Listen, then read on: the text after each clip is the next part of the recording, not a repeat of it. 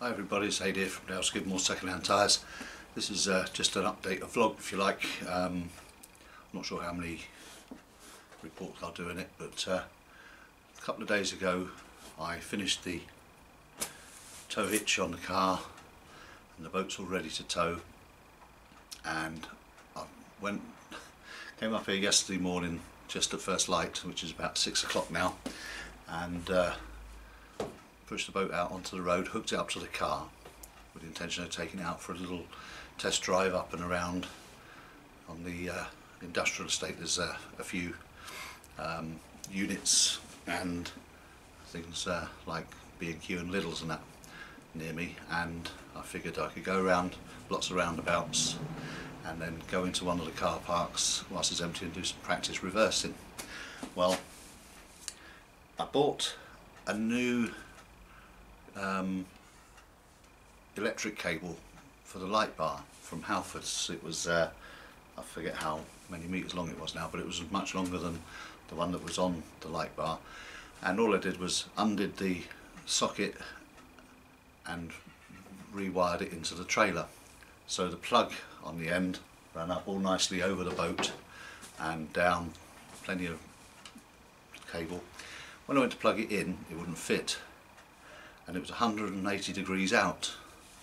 So I took it apart, because it's not easy, not hard to take them apart. Just undo the back nut and undo a clippy thing, and you can take the gubbins out. And I tried turning it around, and I spent half an hour, 40 minutes or more bugging around with this thing, keep trying it and trying to get it to fit. It wouldn't snap shut, it wouldn't snap shut.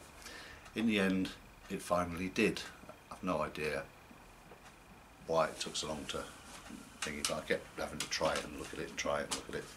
Anyway, I gave up on the idea then, because it was getting on for 7 o'clock by the time I pushed the boat out and around and hooked it up and everything else and checking things over.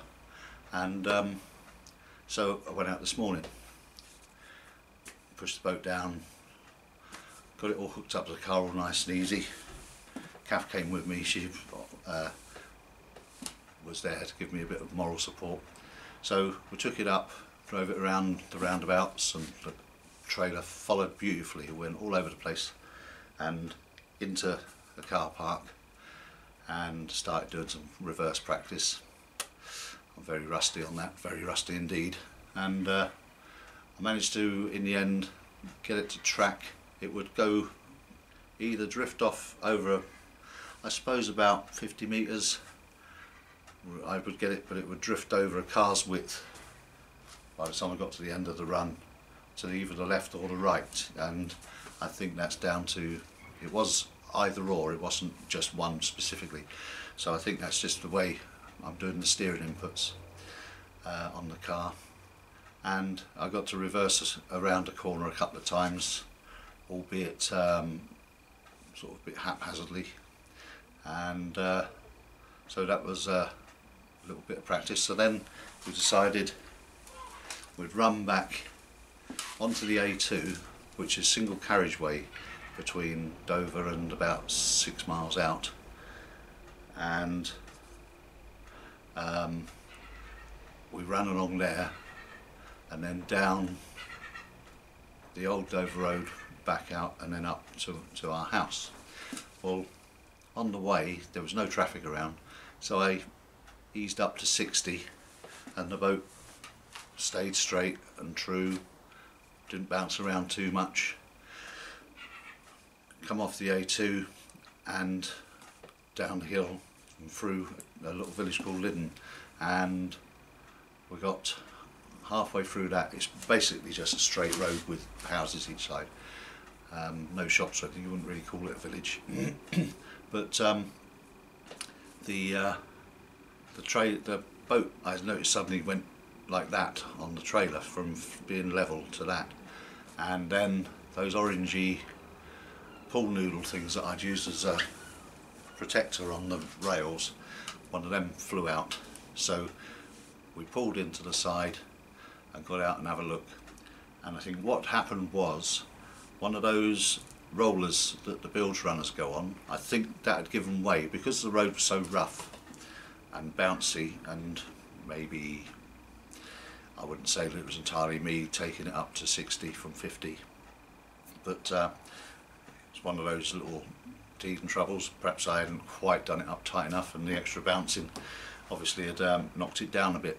It was only down by an inch or so, and so we got out and had a look at the trailer and the boat.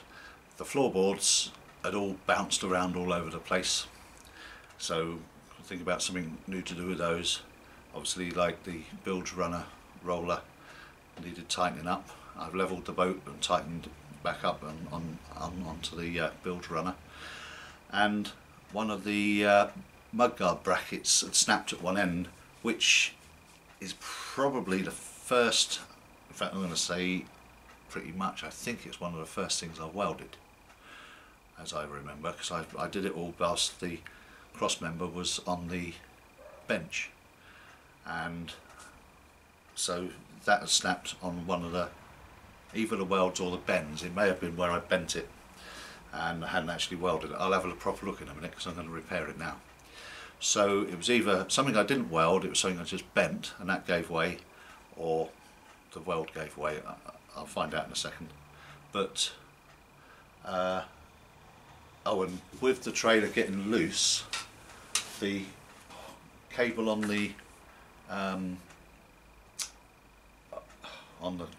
winding on drum, what do you call it, the winch, had pulled through its shackles. So it had two shackles on it and they were done up tight, but obviously with the trailer being able to move backwards slightly, it had pulled those through. So even more shackles, which I've got actually, and possibly just something to stop the cable being able to slide through as well on the end, possibly something like a knot, which would stop the cable pulling through the shackles, would do as well. But obviously the winch itself, the ratchet on that had stopped it from reeling out, spooling out, so that's a good sign.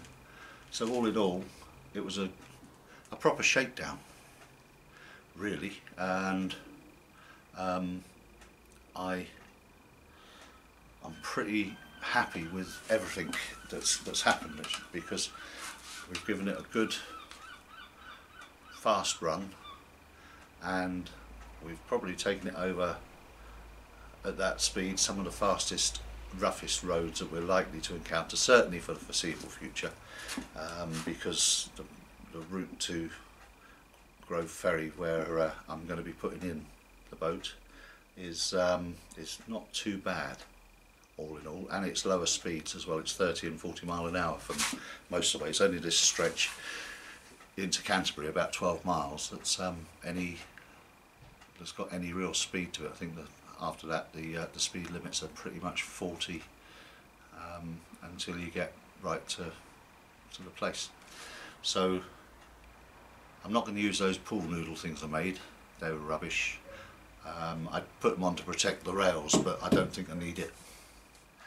And I tighten up the bilge runner rollers, the upstands, and obviously repair the mudguard and sort out the winch cable as well. The rest of it, the light bar, the cable, I've looped around the cleats that I put in and at various places, so that's easy to undo, and also it's not too much of a stress on there's no stress on the cable.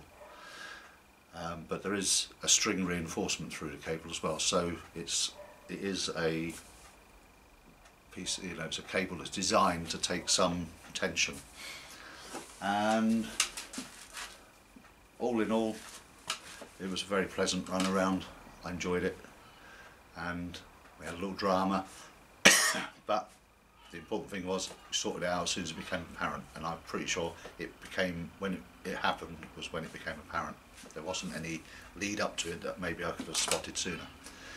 And the trailers held up really well, apart from those little bits and pieces. The boats held up really well, apart from the floorboardy bit of a problem, but I can put them in the car or tie them together. I don't know, they'll bounce around in the boat anyway, but I can put them in the car and put them in when I'm ready to launch the boat. One of the screw thread press fit things that I put into the boat with epoxy did pull out, but that's part of the thing that was levered out by the boards flapping around. So I'll repair that, and tomorrow morning bright and early I shall get up and go out for another practice, because I'm pretty sure that as with everything else, practice makes perfect, and I'll get a handle on the reversing. One other good thing is that this is such a light setup that I can push it out of the workshop here, go down the alley, which is runs down the length of the houses, out onto the road. It's on a slight slope. Our road is on a slope. There's a hump to get over the path, and I can manoeuvre it as easy as anything and get it on to the tow hitch all by myself. It's not a problem. So even if for a while I don't quite master the reversing and turning, I can just unhitch it from the car and put the boat in the water by hand. It's just like pushing a wheelbarrow, really. It's not any harder than that. So now I'm just building up the confidence to know that the trailer always will be following me. It's certainly not going to fall off. I've got a safety chain on there now, which I don't remember if I showed. I don't think I showed it on the previous vid. But I've put a safety chain on which hooks around. It's bolted to the hitch, and it goes around the arm on the tow hitch on the car, and I push the chain through itself and then put a padlock on as well, so there's no way it can come out of that, and it's short enough that it's going to hold the hitch up even if it does for some reason bounce out off the ball. So that's where we are at the moment. I'll be sorting out these things today and going out tomorrow morning, and I might get back to you again after that as well. See you soon either way. Cheerio.